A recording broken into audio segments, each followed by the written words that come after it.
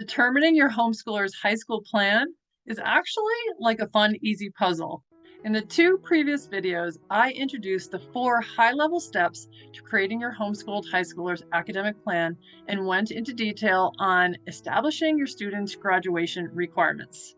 You then took some time to map your own students' requirements into the spreadsheet file that you created. Graduation requirements are the foundational piece of this plan, which you are now going to frame out in step 2, framework setup, by setting up the framework of subjects per year. Hey, I'm Kathleen Rumford, and just as a reminder, when my first daughter got to the 8th grade mark, you might have seen me with 2 different faces. One of elated thankfulness that she and I had reached that milestone of almost finishing middle school, and the other, a face of a deer in headlights, realizing the high school years needed more of a plan, and I didn't even know where to begin. Well, you're the beneficiary of that because the process you're going through right now is the one I created to get her plan set up back then. To make sure you don't miss any of this series or other videos on homeschooling high school, please like this video and subscribe to my channel. By you liking and or subscribing, even commenting, you're telling YouTube that this was valuable and they'll push it out to more homeschoolers to watch. So if you recall, in the last video lesson, I used the advanced diploma graduation requirements from Loudoun County Public Schools in Virginia, and I copied those into the spreadsheet template under each year as the foundation for our framework, which included what you see here. And you decided what you wanted for your own student and copied those requirements into your spreadsheet. Now, one thing we didn't talk about last time is the fact that for a variety of reasons, you might prefer to set up your framework sorted by subject rather than by grade, thinking that maybe is a better setup for your child's transcript.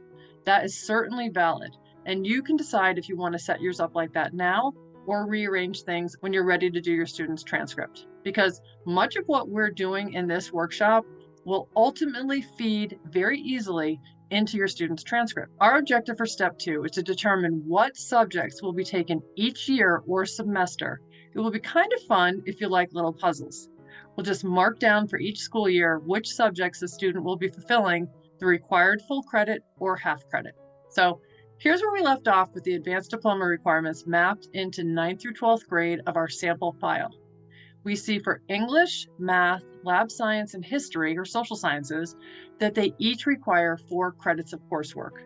So it should be pretty easy to map those across 4 years, 1 credit per year for each subject.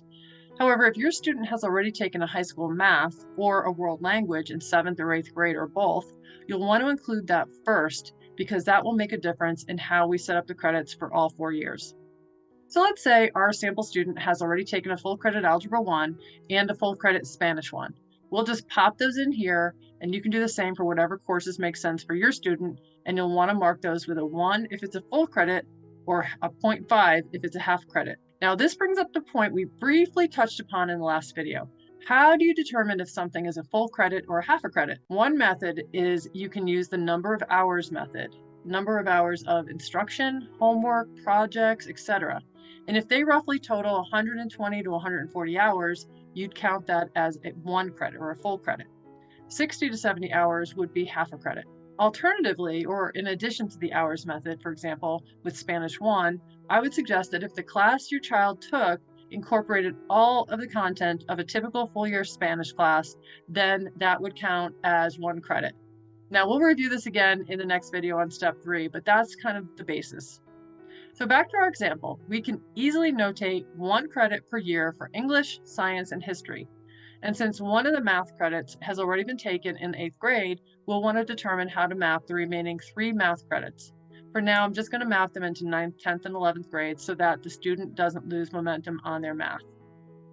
If we know that our student is going into engineering or something that requires calculus or a lot of math, you'd consider adding another in 12th grade. But you can leave it for now so that we just get the requirements framed up. Afterwards, you can review this with your student and get some of their input before adding additional classes and credits. For world language, since they already have 1 credit from 8th grade, we'll map the remaining 2 credits into 9th and 10th grade, and we'll be done with that requirement. But again, this student may want to take another year or 2 of Spanish, which is what my daughter did, but that's something to talk over with the student for their input. Now looking at health and PE, which requires 2 credits, this sample student could do a full credit in freshman year and a full credit in sophomore year or leave them till the end. They could even count summer swim team, hiking club, and their sports practices and games as a PE credit or half credit. But for our example, I'm just going to guess for now and say they're going to do a half credit, which is 60 to 70 hours of health and or PE each year. Remember that they can fulfill the entire 60 to 70 hours in one semester, or they can spread it across the entire year, but it will still only count as half a credit due to the number of hours. Okay, and then the fine arts, career, and technical ed subject, 1 credit, and it's going to depend on your student and what they're interested in.